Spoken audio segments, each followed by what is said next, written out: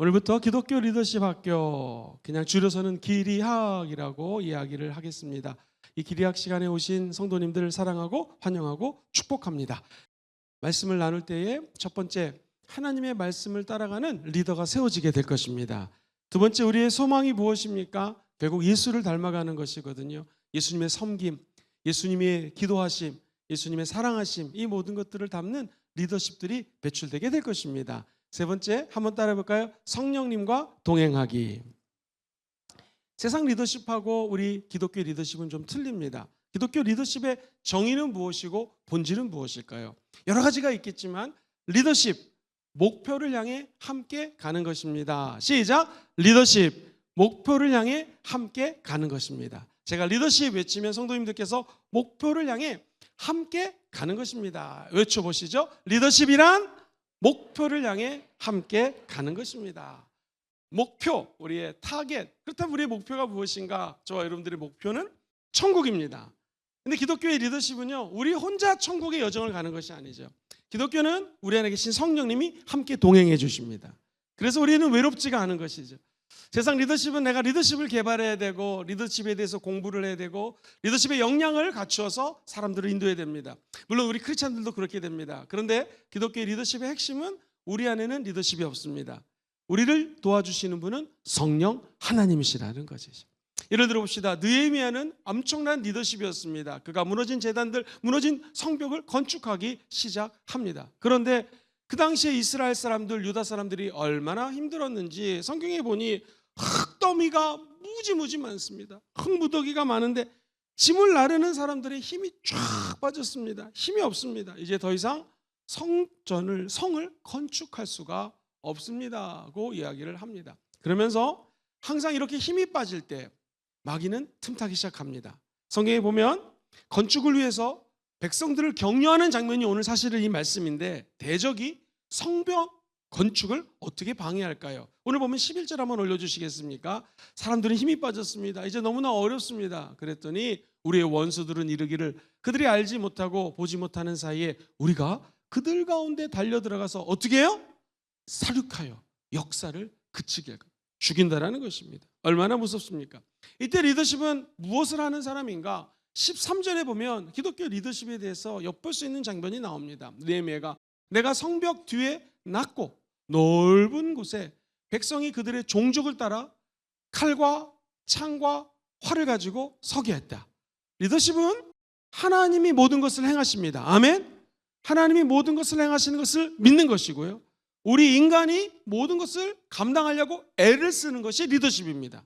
그러니까 하나님의 전적인 은혜로 살아갑니다. 할렐루야. 거기에 우리 인간의 열정과 노력이 맞물려질 때 하나님의 역사가 나타난다는 거예요. 하나님 혼자 다 하세요. 나는 팔짱 끼고 아무것도 안 한다. 아무런 역사가 일어날 수가 없습니다. 칼은 상식적으로 근거리에 있는 사람, 1m, 2m 앞에 있는 사람하고 싸울 수 있는 게 칼이죠. 두 번째, 창은 조금 더 길기 때문에 3m, 4m, 5m 있는 사람들까지 던지게 되면 아마 10m까지 날아갈 수가 있습니다. 그런데 고대 근동을 연구한 학자들의 견해에 따르면 활은요, 보통 300m까지 평 날아갑니다. 엄청난 거리죠. 그런데 장공이라고 해서 멀리 쏘는 것은요 600m를 날아갑니다. 우리 연개소문이라든가 고려시대 때 썼던 활들도 보면은 최장 600m 이상을 날아가가지고 적장에 머리를 꿰뚫거나 눈을 꿰뚫면은 그 전쟁이 끝나는 경우들, 이런 경우도 있습니다. 안시성이라고 하는 성을 지켰던 내용도 거기에 실화를 바탕으로 하고 있죠. 어쨌든 칼과 창과 활을 가지고 대비를 했다라는 것입니다. 성벽 건축을 방해하는 세력들, 백성들은 그 앞에 낙담을 하게 됐죠. 그때 기독교 리더십이 해야 될 일은 무엇인가? 14절입니다. 같이 한번 읽어볼게요. 시작. 내가 돌아본 후에 일어나서 귀족들과 민장들과 남은 백성에게 말하기를 너희는 그들을 두려워하지 말고 지극히 크시고 두려우신 누구를 기억하라? 주를 기억하라. 지금 우리가 게임을 하면, 이 전쟁하면 이길 수가 없는데 주님을 기억하라. 그분이 어떤 일을 행하실 것인가? 시작. 너희 형제와 자녀들과 아내와 집을 위하여 싸우리라. 할렐루야. 우리의 가족을 위하여, 교회를 위하여, 나라를 위하여 저와 여러분의 주님 되시는 하나님이 싸워주신다는 것이, 이것이 기독교의 리더십입니다. 느헤미야는 이 말을 선포했습니다. 그러자 백성들이 어떻게 반응했을까요? 16절 말씀 같이 읽어볼게요. 16절 시작. 그때부터 내 수하 사람들이 절반은 일하고 절반은 갑옷을 입고 창과 방패와 활을 가졌고 민장은 유다 온 족속 뒤에 있었으며. 할렐루야. 절반은 일하고 절반은 전쟁을 준비했다라는 것입니다. 우리도 마찬가지입니다. 하나님이 싸워주십니다. 믿으십니까? 근데 우리도 삶의 현장에 나가서 일을 해야 되고요. 영적 전쟁도 치열하게 치러야 된다는 거예요. 저는 말씀을 묵상하다가 이 15절에 보면은 하나님이 그들의 꾀를 패하였으니 라는 말이 나옵니다. 한번 따라볼까요? 하나님께서 그들의 꾀를 패하셨다. 시작. 하나님께서 그들의 꾀를 패하셨다. 이 말을 히브리 원어로 봤더니 너무 재밌습니다. 우리 하나님이 계획을 갖고 계신 거 믿으십니까? 하나님이 세상을 이처럼 사랑하사 저와 여러분들에게 독생성자 예수님을 보내주실 계획을 잡으셨습니다. 예수님이 땅에 오셔서 십자가에서 죽고 부활하셨죠. 그리고 성령님을 보내주실 계획을 잡으셨습니다. 저와 여러분들 안에 계신 성령님을 따라가는 삶이 리더의 삶인 것이죠. 그런데 이 말을 보면은 그들도 꾀를 계획했다. 즉 대적들도 계획을 했다는 뜻입니다. 원어의 뜻이 대적이 계획을 했는데 하나님이 그 계획을 무너뜨려 버렸다는 거예요. 리더의 삶은 무엇입니까? 원수 마귀가 수많은 사람들을 향한 계획을 갖고 있습니다.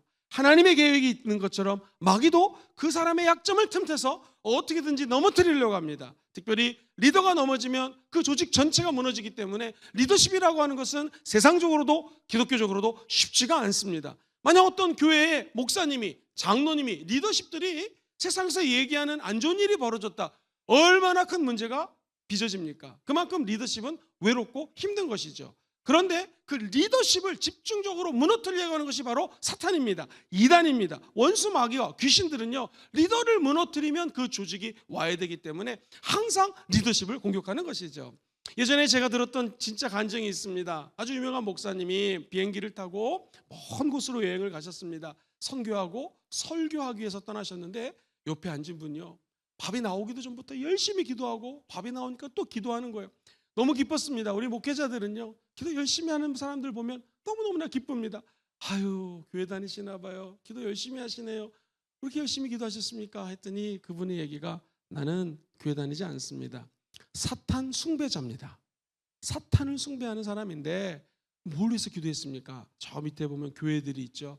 저 교회가 무너지라고 기도했고, 교회 담임 목사님들이 무너지고 시험에 들고 여자 문제, 돈 문제 이런 걸로 무너지라고 기도했습니다 라고 얘기를 하는 거예요. 그 얘기를 들은 목사님이, 야, 이 영적 전쟁이 엄청나게 치열하구나. 근데 사랑하는 성도님들, 마귀가 무너뜨리는 것은요, 크리스찬입니다. 똑바로 올바르게 쓰고자 할 때 엄청난 영적 전쟁과 방해가 있죠. 근데 기억하십시오. 오늘 본문은 얘기합니다. 하나님이 그 원수 마귀의 계획을 무너뜨리는 것이고요. 나아가 우리는 힘이 없지만 성령이 역사하면 내 옆에 앉으신 분, 우리 가족, 우리 교회, 만약에 마귀가 무너뜨리려고 2025년도에 여자 문제, 돈 문제, 명예 문제, 만약 여러 가지 문제들, 이성 문제, 칼을 이렇게 덫을 놨다고 하면 저는 믿습니다. 하나님이 그 계획을 물리쳐 주실 것이고, 저와 여러분들이 경성하여 깨어 기도하고 2025년도에 영과 진리로 예배하면은요, 그 기가 막힌 함정으로부터 벗어나게 될 것이고요, 모든 트랙으로부터 자유케 되는 역사가 임하게 될 줄 믿습니다. 목사님, 그렇다면 오늘 첫날인데 기독교의 정의는 무엇이고 본질은 무엇입니까? 이 리더라고 하는 말은요, 원래 라틴 말로 리산이라고 하는 단어에서 나왔는데 이 말이 바로 함께 가다. 시작. 함께 가다라는 거예요. 리더십은 함께 가는 것입니다. 우리 예수 믿는 사람들은 어떻게 함께 갑니까? 먼저 하나님의 말씀을 따라갑니다. 시작. 하나님의 말씀을 따라갑니다. 예수를 닮아갑니다. 시작. 예수 닮아가기. 그렇죠. 세 번째는 무엇입니까? 리더십은 사실 우리 인간에게 그렇게 강하게 역사하지 않습니다. 리더십의 이론은 실제로 한 200년밖에 되지 않은 짧은 역사를 갖고 있습니다. 리더십이 처음 시작된 것은요, The Great Man Theory라고 해서 한국말로 번역하면 위인론이라는 게 나왔어요. 그러니까 위인은 타고난다. 위인을 따라가면 우리도 위인이 될 수 있을 것이다. 이순신 장군, 역사에 혁혁한 공로를 세웠던 리더십들을 따라가면 된다. 위인론이 시작됐거든요. 생각해보면 이순신 장군, 위대한 장군이지만 임진왜란이라고 하는 상황이 벌어지지 않으면 이순신 장군이 있었겠습니까? 성경에 나오는 수많은 리더십들, 그 상황이 있었기 때문에 리더십으로 탄생이 된 것이죠. 전쟁이 터져야 장군들이 리더십을 발휘할 수가 있는 것이고요. 헷갈리는 문제, 어려운 문제, 그리고 여러 가지 혼란이 다가올 때 리더십들이 속출될 수 있는 거기 때문에 이른바 위인론이라고 하는 것이 사라지고 상황론이라고 하는 것이 나옵니다. 즉 상황에 따라 리더십이 바뀐다라는 것이죠.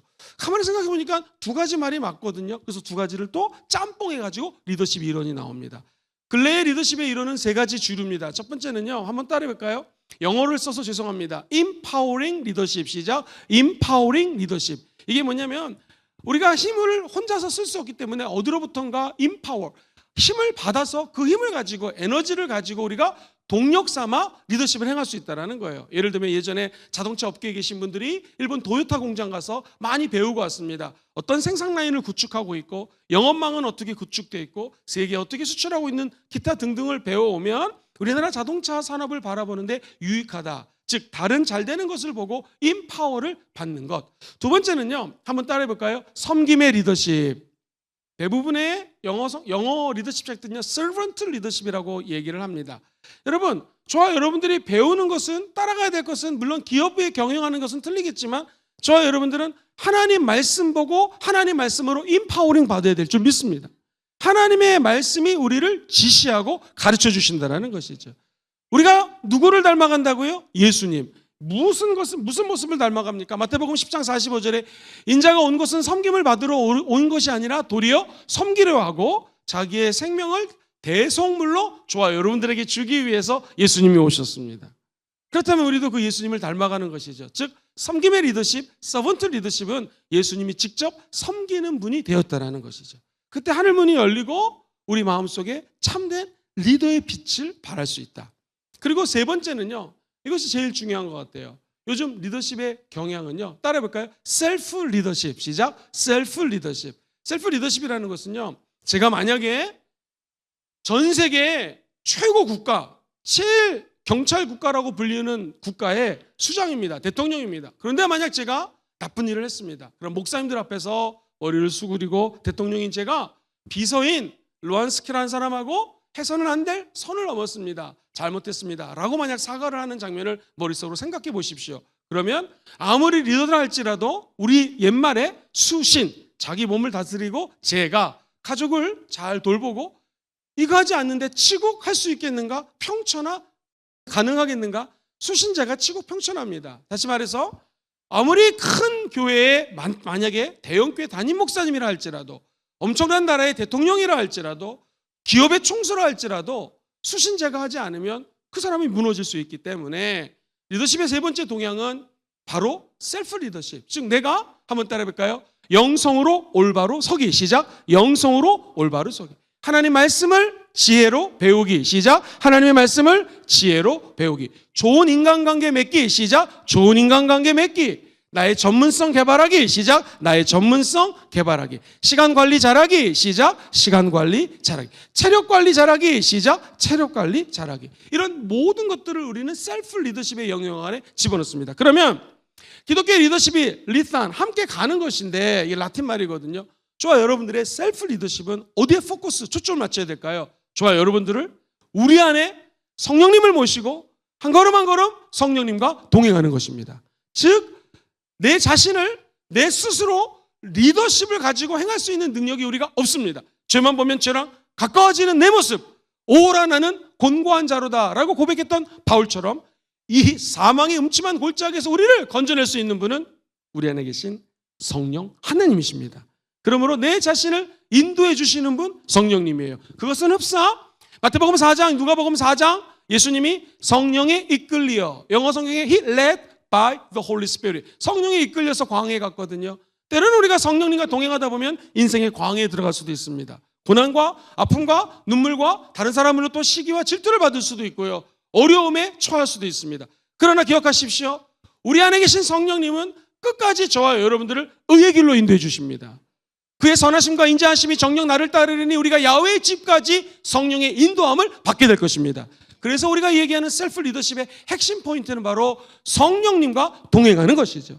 기독교의 리더십은 그러므로 외롭지가 않습니다. 하나님으로부터 인파워링 능력을 받으십시오. 그리고 우리 예수님을 닮아가서 섬기는 하나님의 아들 예수 그리스도처럼 제자가 되시기를 소망합니다. 나아가 성령의 인도함을 받아 한번 큰 소리로 따라해 보시죠. 성령님과 동행하기. 시작. 성령님과 동행하는. 함께 동행할 때 우리는 리더십이 없지만 우리 계신 성령님으로 말미암아 하나님이 원하시는 길로 인도함을 받게 될 줄 믿습니다. 할렐루야. 옆에 분들과 인사하겠습니다. 성령님이 당신 안에서 함께 걸어가 주실 것입니다. 시작. 성령님이 당신 안에서 함께 걸어가 주실 것입니다. 여러분 믿으시죠? 자, 그럼 두 번째로 리더십의, 기독교 리더십의 이 본질이 뭐냐, 에센스가 뭐냐라고 할 때 흔히들 요 말씀드렸던 하나님 말씀, 성령, 예수님을 닮아가기, 그리고 성령님과 함께 가기, 성령과 동행이라고 표현을 해볼게요. 요 이 세 가지를 바탕으로 마이크, M-I-C, 그 다음에 R-T, 이 다섯 가지를 기독교 리더십의 본질로 규정을 합니다. 다섯 가지. 첫 번째는요, 이 M이 중요한데요, 미션입니다. 미션, 사명입니다. 혹은 콜링이라고 해서 하나님의 부르심, 하나님의 소명. 두 번째는요, influence라고 해서 한번 따라해 볼까요? 영향력. 예수 믿는 사람들이 세상의 빛과 소금의 역할을 감당하는 것, 이것을 영향력이라고 얘기합니다.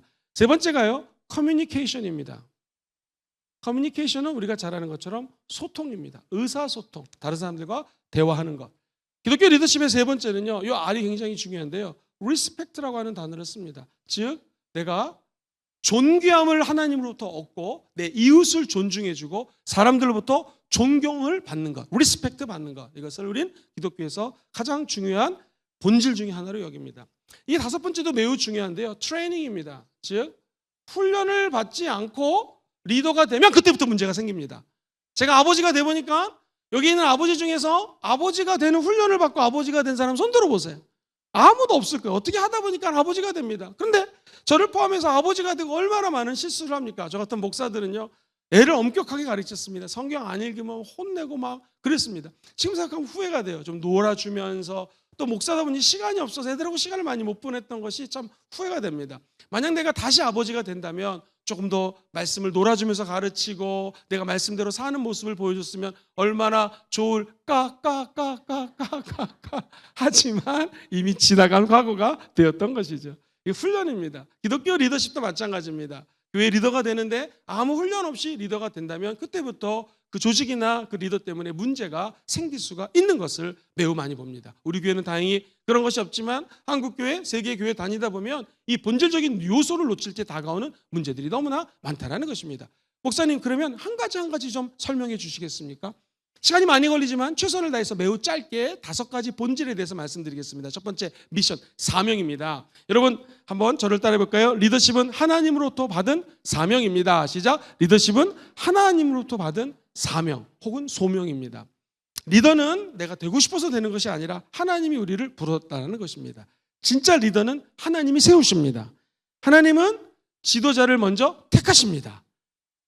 우리 인간은 지도자를 택하고 네가 알아서 해라 할 수 있지만 하나님은 지도자를 택하시고 그 리더에게 힘을 보여해 주십니다. 리더는 내 뜻을 나타내는 것이 세상 리더인데 우리 기독교 리더들은 내 뜻을 나타내는 것이 아니라 하나님의 뜻을 나타내는 것이죠. 그게 사명입니다. 하나님이 나를 부르셨는데, 택하셨는데 나를 통한 하나님의 사명이 무엇입니까? 달란트가 다 틀립니다. 어느 분들은 피아노를 잘 칩니다. 피아노를 통해 영광 올려드리는 것이죠. 바이올린을 키는 사람이 있습니다. 음악만 해도 성악가가 있습니다. 우리 교회도 성악하는 자매들, 형제들이 찬양을 할 때 막 너무너무 은혜를 많이 받는데 그 은사죠. 받은 사명입니다. 음악을 해도 다 틀립니다. 체육을 잘해도 어떤 분은 야구를 잘하고 어떤 분은 골프를 잘하고 다 은사가 틀린 것이죠.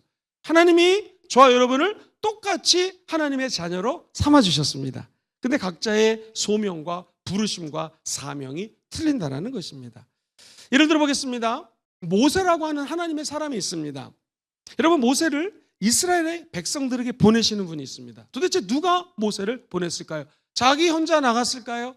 내가 5개국어 이상을 하니까 커뮤니케이션을 잘한다. 내가 내 능력으로 이스라엘 백성들을 출애굽시킬까요? 내가 칼 한 자루만 있으면 몇십 명과 싸워 이길 수 있다. 이 체력 가지고 리더가 될 수 있을까요? 아니요. 그 지식과 체력 가지고 사람을 죽여서 모세는 쫓겨나갑니다. 그리고 광야에서 40년 동안 헤매죠. 하나님이 그 모세에게 다시 나타납니다. 출애굽기 3장 10절에 보면 이렇게 설명하죠. 시작. 이제 내가 너를 바로에게 보내어 너에게 내 백성 이스라엘 자손을. 누가 모세를 바로에게 보내요? 하나님이. 그리고 누가 모세에게 이스라엘 백성들을 애굽에서 인도에게 낼 것이라고 말씀하세요? 하나님이세요. 부르신 분이 하나님이십니다. 우리를 지목하셔서 이 세상에 사명 감당하라고 보내신 분도 하나님이십니다. 우리가 해야 될 것은 무엇인가? 다메섹 도상에서 하나님의 아들 예수를 만나자. 주는 누구십니까? 나는 네가 핍박하는 예수라. 그때 바울이 눈이 멉니다. 우리는 이 땅에서 내가 기존에 갖고 있던 내 가치 체계와 내 생각에 눈이 멀 필요가 있습니다. 그리고 다시 한번 납작 아라비아 사막에 가서 3년 동안 무릎 꿇고 기도하는 시간, 하나님의 음성을 듣고 도대체 하나님 나를 무엇으로 부르셨고 어떤 사명을 주기 원하십니까? 라고 하는 하나님을 1대1로 만나는 시간이 필요합니다. 기독교 리더십 학교는 이거 학교를 통해서 재직을 세우는 게 목적이 아닙니다. 여기 있는 모든 성도들이 하나님이 리더로 부르셨습니다. 목사님 나는 장로님이 아닌데요, 권사님이 아닌데요, 안수집사님이 아닌데요. 가정에서 아빠 엄마면 무조건 리더입니다. 그리고 예수님을 증거하는 전도자의 삶을 살기 위해서는 우리가 리더로 부르심을 받았다는 것이죠. 그렇다면 나를 부르신 분은 하나님이시고요. 내가 이 기독교 리더십 학교를 통하여 하나님과 1대1로 만나는 시간을 가져보게 되기를 주님의 이름으로 축복합니다. 그러면 내 사명을 발견하게 될 것이고 하나님의 부르심 앞에 우리는 서게 되는 것이죠. 그리고 이렇게 고백하게 될 것입니다. 누가 나를 위하여 갈꼬? 가슴에 손을 얹고 따라해볼까요? 주님, 제가 여기 있사오니 나를 써 주시옵소서. 가진 것 모두 다 주님께 드리오니 나를 보내소서. 이것이 보내심을 받은 자, 하나님으로부터 이 땅에 보내심을 받은 즉 사명자의 삶이라는 것입니다. 주님이 어디서 무엇을 위하여 쓰시든 여러분 아멘 하시고 그 사명자의 길을 가시기를 주의 이름으로 축원드립니다. 기독교 리더십의 정의가 예수님과 함께 가고 예수님을 닮아가는 것이라면 예수님이 걸어가셨던 그 사명의 길, 좁은 길입니다. 멸망하는 길은 크고 넓어서 많은 사람들이 그 크고 넓은 길로 가지만 좁은 길은 잘 가려고 하지 않습니다. 성구 영신 예배 드리고 이 아침에 나와 예배 드리는 게 쉬울까요? 어렵습니다. 좁은 길입니다. 그러나 이 좁은 길 끝까지 완주할 때 하나님의 영이 우리와 동행해 주시고요. 우리는 예수님을 닮아가는 사명을 이루게 될 줄 믿습니다. 개인의 사명, 리더십이 필요합니다. 우리 가족을 향한 하나님의 사명, 이것도 리더십이 필요합니다. 교회도 조직이지 않습니까? 그러다 보니 교회를 향한 하나님의 사명이 있습니다. 우리 신복음 금정교회를 향한 하나님의 사명은 성령 운동입니다. 성령 운동을 땅끝까지 이르러 증거하는 것이 우리 교회 사명입니다. 그래서 이 교회는 기도로 세워졌고 지금도 기도를 애를 써서 많이 하고요. 2025년도에는 더욱더 기도하려고 애를 씁니다. 기도할 때 성령이 역사하기 때문이죠. 성령 운동을 통하여 온 열방이 예수 믿는 날이 오게 될 줄 믿습니다. 성령의 바람이 불면 우리는 미약하지만 저 북한 땅, 평양 땅에도 교회가 세워지는 날이 올 것이고요. 우리 교회를 통하여 금강산에 기도원이 세워지게 될 것이고요. 개마고원에서 체육대회하는 날이 오게 될 줄 믿습니다. 할렐루야! 이렇게 꿈을 꿔보는 것이죠. 핵심은 무엇입니까? 우리에게는 아무런 리더십이 없고 힘이 없지만 하나님의 아들 예수님이 가셨던 그 길을 성령과 동행하면 하나님이 성령의 바람을 불어오게 하는데 우리 교회를 사용하게 될 줄 믿습니다. 그렇다면 부산, 이 조국 대한민국 하나님의 사명이 있는 나라입니다. 나아가 각 나라마다 각 열방마다 하나님 주시는 사명이 있습니다.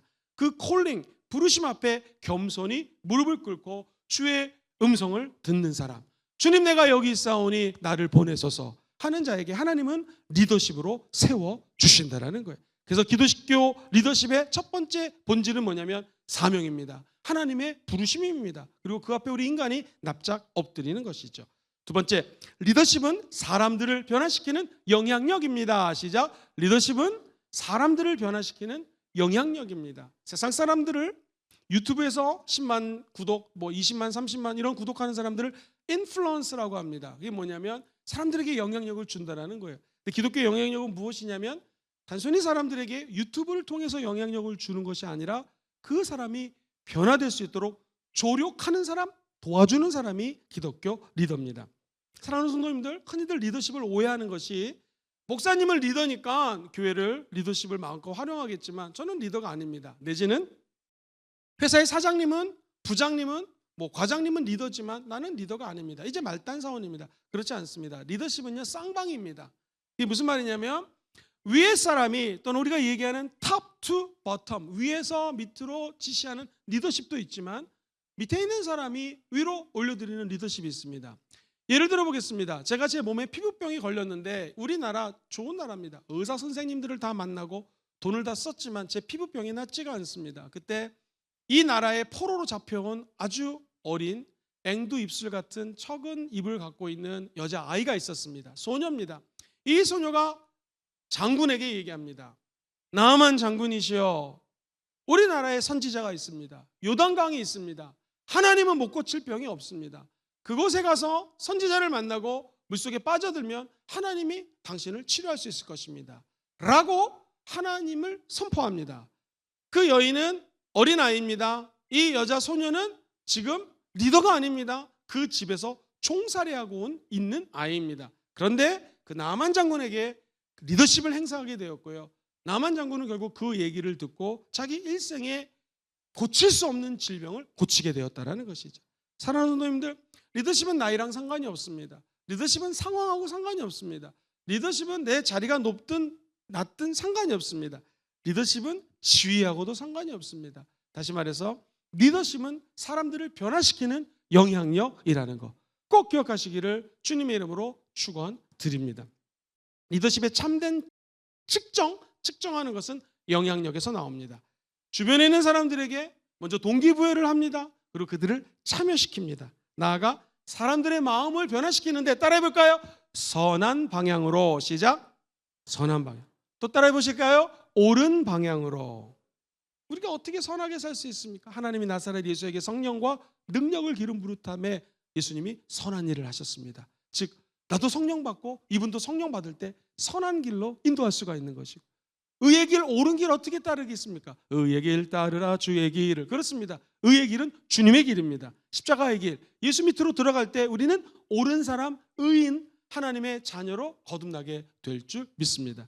그 리더십을 행사하는 것이 바로 기독교 리더십이라는 것이죠.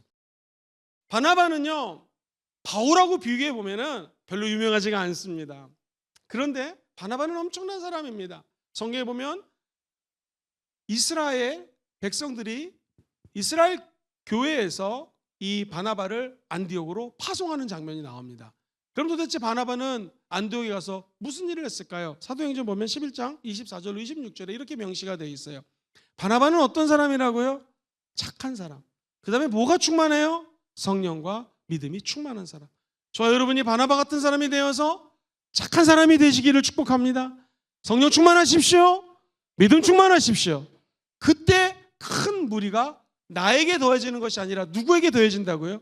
주께 더해지는. 우리가 찾는 리더는 무엇입니까? 착한 리더입니다. 우리가 찾는 교회 리더십은 누굽니까? 성령 충만한 리더입니다. 우리가 찾는 교회 리더는 누굽니까? 믿음 충만한 사람입니다. 그럼 사람이 나에게 오는 것이 아니라 주님께 더해진다라는 것이죠. 놀라운 리더십에 대한 이야기입니다. 그러면서 바나바를 통해서 하나님이 역사하시는 것을 그 다음 줄 이렇게 기록하지요. 25절 시작. 바나바가 사울을 찾으러 다수에게 했다. 저 사울은 바로 바울입니다. 바울이 바울 되기 전에 사울이라고 표현을 하죠. 드디어 바울을 만났어요. 어디로 데려갑니까? 안디옥에 데리고 가서 둘이 교회에 1년간 모여 있어 큰 무리를 가르쳤고, 제자들이 안디옥에서 비로소 뭐라고 일컬음을 받게 됐다는 거예요? 그리스도인. 이 기가 막힙니다. 리더십은 뭐냐면 바나바의 영향력입니다. 그가 파송을 받아 순종해서 드디어 안디옥으로 사도 바울을 만나 데리고 옵니다. 1년 동안 안디옥에서 큰 무리를 가르칩니다. 사랑하는 성도님들, 수많은 무리들이 바울에게 더해졌습니까? 바나바에게 더해졌습니까? 주님께 더해졌습니까? 주님께 더해졌습니다. 성경은 이야기합니다. 이 성령 충만한 사람, 믿음 충만한 사람, 착한 사람을 통하여 바울이 함께 바나바를 통해서 배우게 되는 것이고요. 목회는 이런 거구나, 구약을 이렇게도 바라볼 수 있구나, 예수님이 이런 분이구나 하면서 깨닫게 된다는 거예요. 그리고 그들이 하나님의 나라를 함께 세웠다라는 것입니다. 수많은 무리들이 바나바를 통하여, 바울을 통하여 안디옥에서 예수를 영접하게 되었습니다. 그리고 그때 우리가 얘기하는 그리스도인이라고 하는 일컬음, 명칭을 받게 됐다는 거예요. 질문 드립니다. 그리스도인은 무슨 뜻입니까? 크리스찬입니다. 크라이스트, 그리스도, 그 예수를 닮아가는 사람. 우리에게 리더십이 없지만 예수의 기름 부으심을 사모하는 사람. 할렐루야. 하나님의 아들 예수님의 말씀을 따라가는 사람이 그리스도인이라는 것입니다. 크라이스트라는 말은 한국말로는 그리스도, 영어로는 the anointed one, 한국말로 다시 얘기하면 기름 부은 자. 시작. 기름 부은 자. 그게 그리스도라는 뜻이에요. 성령의 기름 부으심을 사모합시다.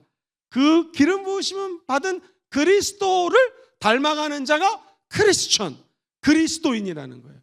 좋아요. 여러분들이 우리 순복음금정교회가 새해 하나님의 은혜 가운데 안디옥교회 같이 되기를 주의 이름으로 축원드립니다. 그래서 우리 남산동, 청량동, 금정구, 부산, 부울경에서 우리 성도님들을 향하여 그리스도인이라 일컬음 받게 되기를 주의 이름으로 소망합니다. 여기엔 바울이라고 하는 리더십도 있었지만 바울 옆에 혹은 뒤에 숨겨져 있는 리더 바나바가 있었다는 것이죠. 리더십은 영향력입니다. 리더십은 결과나 업적이 아닙니다. 우리가 얼마나 많은 사람들에게 선한 영향력을 끼칠 수 있는 것인가, 그것이 리더십입니다. 할렐루야. 제가 아는 목사님이 있는데요, 이 목사님 만나면 마음이 너무나 편해요. 다들 목회를 하면서 너무나 힘든데 목사님은 항상 웃으시면서 할렐루야, 견디는 것이 축복입니다. 목회 현장에서 너무나도 힘드니까 견디는 것이 축복입니다. 잘 견딥시다. 이분은요, 만나면 마음을 편안하게 해주는 그런 은혜가 있어요. 은사가 있어요. 그분이 리더입니다. 그죠? 교회는 우리 교회보다 적습니다. 그리고 다 큰 교회 목사님들인데 교회는 제일 적어요. 그렇지만 영향력인 면에서는 가장 뛰어난 것이죠. 바라기는 저와 여러분들이 섬기는 교회, 직장 어디서 결과도 중요하지만 결과보다 선한 영향력을 끼치는 그런 리더들이 되시기를 주의 이름으로 축복합니다. 성경에 다윗이 왕이 됐거든요. 백성들에게 어떤 영향력을 미쳤을까요? 자, 사무엘하 8장 15절 한번 읽어볼게요. 시작. 다윗이 온 이스라엘을 다스려 다윗이 모든 백성에게 정의와 공의를 행할게. 모든 백성들을 리더했거든요. 다스렸다는 걸 리드했다는 거예요.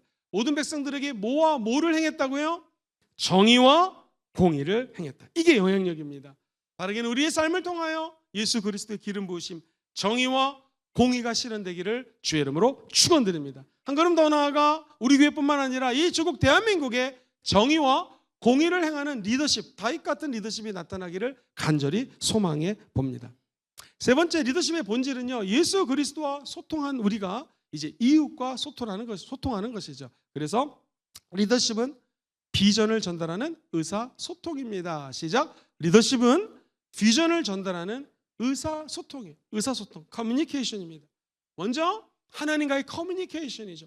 하나님, 아버지, 도대체 나에게 왜 이런 시련이 다가옵니까? 내가 받은 것은 주님으로부터 꿈과 비전인데 형들이 나를 잡아가지고는 땅속에 묻고 급기야 나는 종으로 팔려갔습니다. 거기서도 열심히 일해서 가정 총무가 됐지만 이 주인의 아내가 유혹을 했고 하나님 말씀을 따라 거절했으면 내가 높아가지고 잘되고 뭔가 축복이 있어야 되는데 내가 간 곳은 감옥이었습니다. 하나님 그 감옥에서도 수없이 많은 배반을 당하고 배신을 당했습니다. 도대체 내 인생이 왜 이렇게 꼬입니까? 가 아니라 요셉은 하나님과의 소통이 있었습니다. 이 모든 환난 뒤에는 장차 다가올 영광과 좋게 비교할 수 없는 하나님의 위대한 꿈과 소망이 있는 것을 믿었습니다. 결국 그는 그를 팔았던 형들을 용서하고 하나님 눈으로 보니까 내 눈으로 보면 난 당신들을 용서할 수 없을 수 있겠지만 하나님 눈으로 봤을 때 하나님 나를 먼저 이곳에 보내시고 우리 가족을 살리기 위한 하나님의 계획이 있었다라는 것을 고백합니다.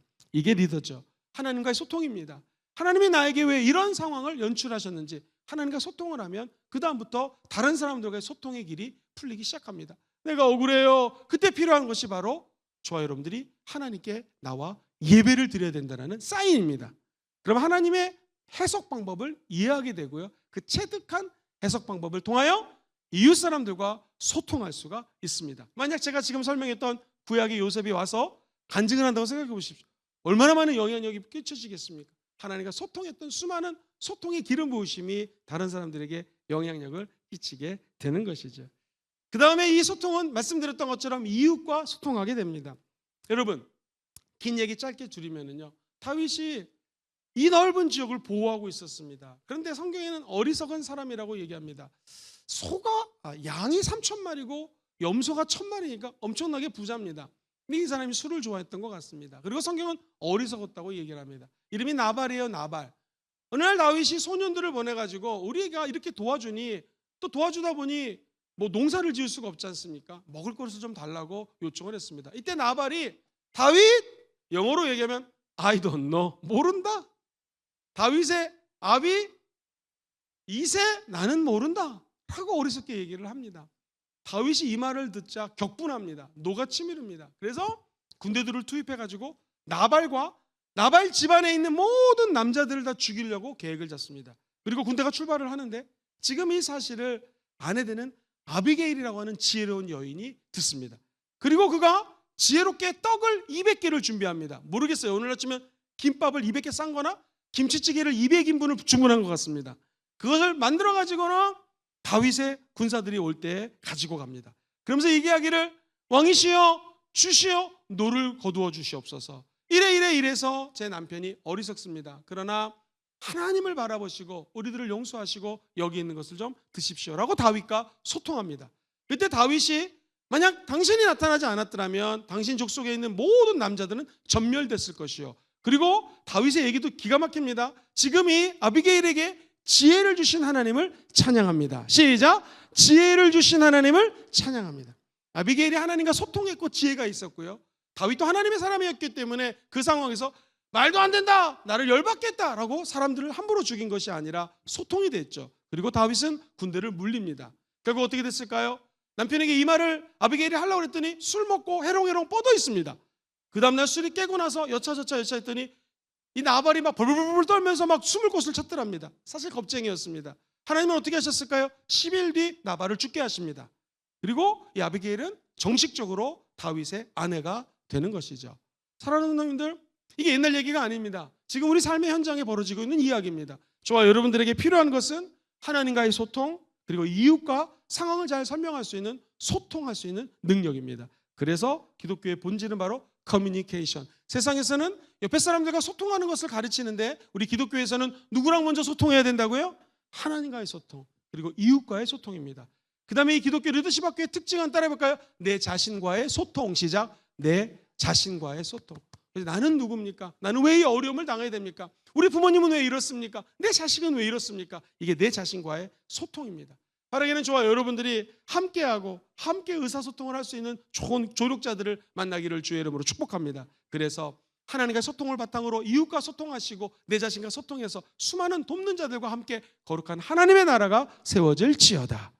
예를 들면 로마서 16장 3절로 4절을 같이 한번 읽어볼게요. 시작. 너희는 그리스도 예수 안에서 나의 동역자들인 브리스가와 아굴라에게 문안하라. 예수 안에서 동역자랍니다. 도대체 어떤 동역자일까요? 시작. 그들은 내 목숨을 위하여 자기들의 목숨까지도 내놓았나니 나뿐 아니라 이방인의 모든 교회도 그들에게 지금 어떻게 하고 있어요? 감사한 브리스길라와 아굴라입니다. 바울이 이분들이 없었다면 사역을 할 수가 없었습니다. 우리도 누군가에게 브리스길라가 되고 아굴라가 되시기를 주의 이름으로 축원드립니다. 부산의 아버니 서울 경기보다 교회가 작고 힘든 교회들이 많습니다. 우리 교회가 조금 더 큰 교회라면 그런 교회를 도와야 될 줄 믿습니다. 한국교회 목사님들이 계엄이라든가 또 이번에 여객기 사건 등으로 많이 위축이 되어 있습니다. 실제로 목사님들을 만나서 소통해 보면은요, 제가 볼 때 한 5%도 안 되는 것 같습니다. 목회가 되고 재밌고 성도들이 모이는 교회는 한 5%밖에 안 되는 것 같고요. 특별히 부산 경기 지역, 이 경상도 지역은 나머지 95% 이상이 너무나 힘이 듭니다. 그런 목사님들에게 우리 교회가 힘을 줘야 될 줄 믿습니다. 선한 리더십, 선한 영향력이라는 것이죠. 그때 우리 하나님의 나라가 우리 교회만 복을 주는 것이 아니라 다른 교회에게도 하나님의 나라가 임하게 될 것이고 힘을 얻어 하나님 나라를 확장시키게 될 줄 믿습니다. 네 번째 크리스찬 기독교 리더십은요, 리스펙트, 존경입니다. 한번 따라해 볼까요? 리더십은 사람으로부터 받는 존경심입니다. 사람으로부터 받는 존경심입니다. 리더십이라는 것 자체가 추종자가 있을 때 리더가 될 수 있는 것이죠.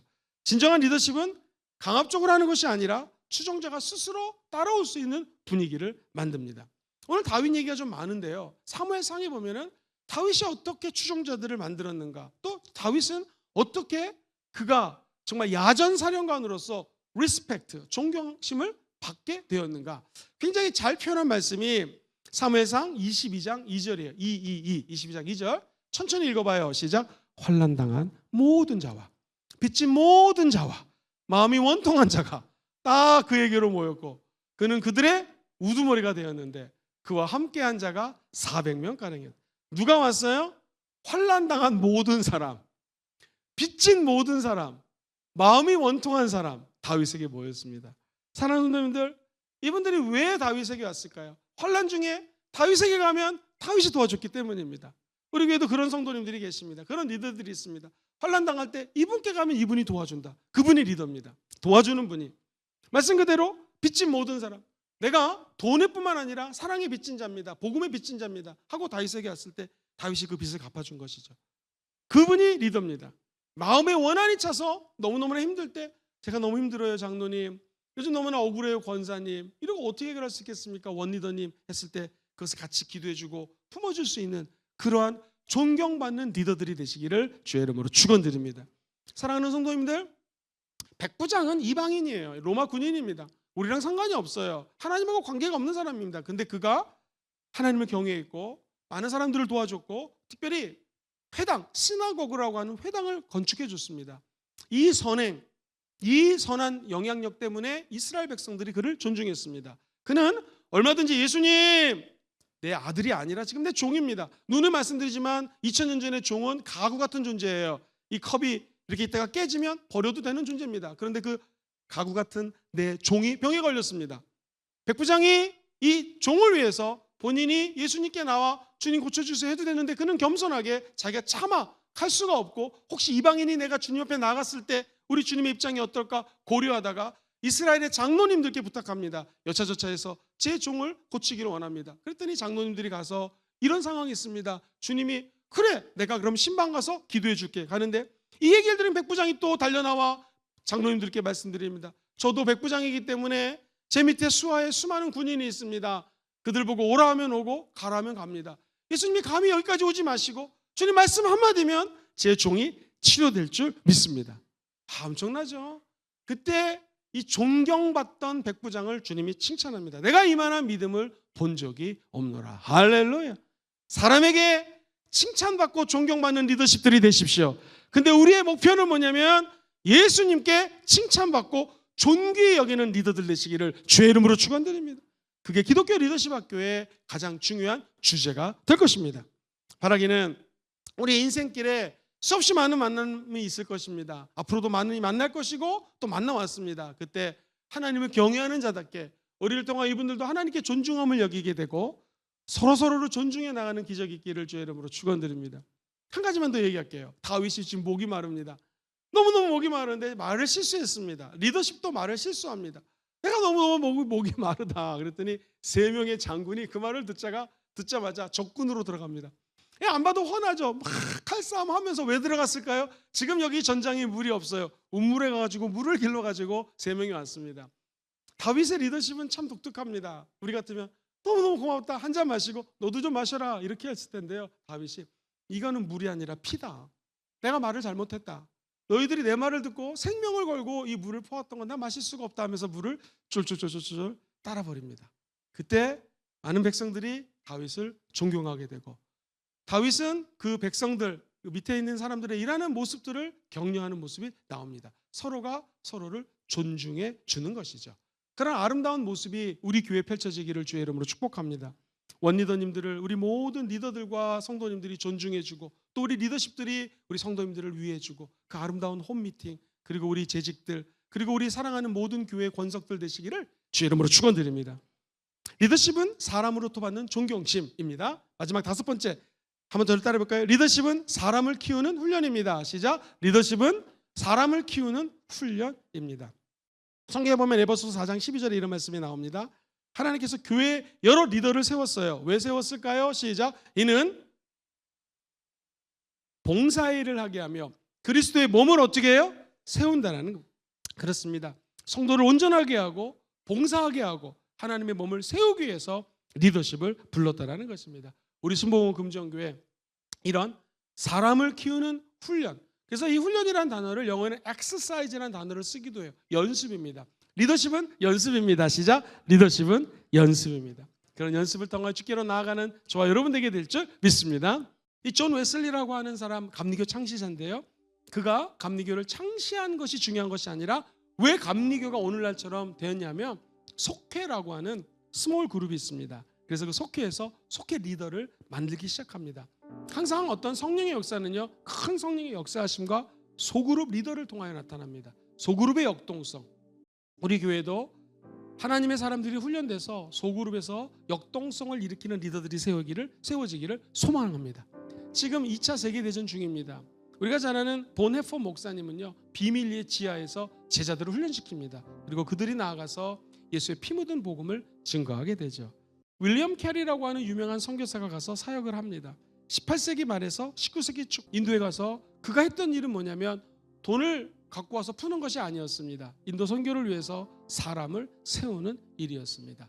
사랑하는 성도님들, 제가 한번 직접 중국에 가서요 복음을 증거한 적이 있습니다. 그래서 사실 그때는 제가 홍콩 영산신학대학원의 학감이었고 제 이름이 중국 공산당의 블랙리스트에 올라가 있었습니다. 왜냐하면 중국 목사님들을 모셔서 홍콩에서 강의를 하면요 숙박비가 너무나 많이 들어갑니다.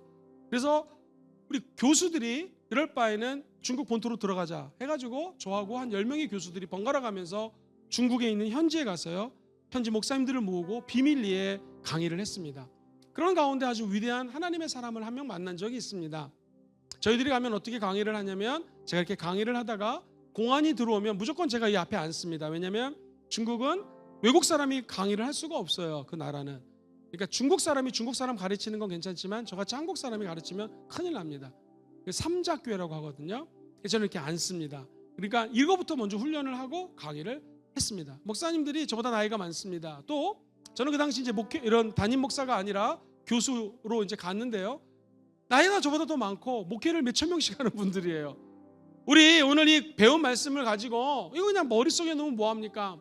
제가 일부러 오전 오후는 강의하고 제 성격이 좀 약간 독특합니다. 밤에 기도에 빠지면 점수 안 준다고 그러니까 중국 목사님들이 밤에 기도 다 옵니다. 함께 기도를 하는데요. 이 목사님들이 눈물을 흘리고 주여 삼창하는데 우리나라 1960년대, 1970년대 목사님들 같아요.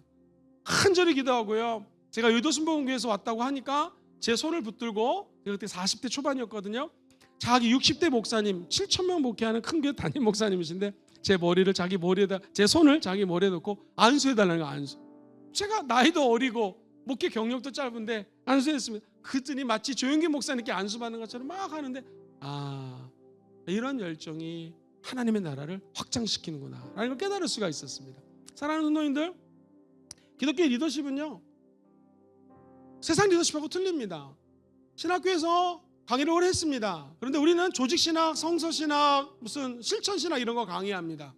그런데 중국에 가서 지하 언더그라운드 처치라고 그러거든요. 지하교회에 아까 얘기했던 삼자교회는 정부가 인정한 교회고 지하교회 성도들이 엄청나게 많습니다. 상상을 초월해요. 5대 종파가 있는데 그중에 한 분이 상하이에서 변호사를 하시다가 크게 중국 지역 정확히 얘기할 수는 없지만 왼쪽 서쪽 지역에 가서 복음을 증거하는 목사님이 있습니다. 그 지하교회 수만 명, 수십만 명의 성도들이 신앙생활하고 있습니다. 어떻게 했냐면 위장교회를 만들었습니다. 6층 건물입니다. 1층에 식당이 있는데요. 우리 식당은 너무 좋습니다. 진짜 형편없습니다. 바퀴벌레 기어다니고 여기서 신학생들이 밥을 해먹습니다. 2층은요 신학생들이 모여서 공부하는 공간입니다. 공안이 쳐들어오면 1층에서 걸러내고 도망가기 위해서 그들이 가는 수업 중에 하나가 우리 커튼이 있죠.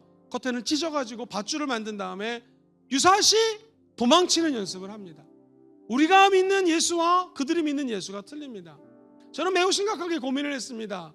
한세대학교나 우리 한국에서 공부하고 주의 종이 된 사람들하고 중국에서 탈출하는 거 배우고 그리고 성도들이 아플 때 어떻게 기도하는지 다리가 부러졌을 때 목이 상해졌을 때 어떻게 그들을 치료할지를 배우는 정식 신학교도 아니고요. 우리 정부에서 인정하거나 해외에서 석사 박사를 받는 이런 신학교가 아니고 자체 군수 신학교. 그러나 탄탄하고 커리큘럼이 월화수목금토 같이 공부하고 토요일날 오전에 잠깐 나갔다 올 수 있고 주일 함께 예배드리고 이렇게 4년 훈련을 받아서 파송되는 그야말로 진짜 목회자들, 선교자들 그런 리더하고 우리의 경쟁력이 있을까 매우 심각하게 고민한 적이 있었습니다. 훈련이거든요. 훈련.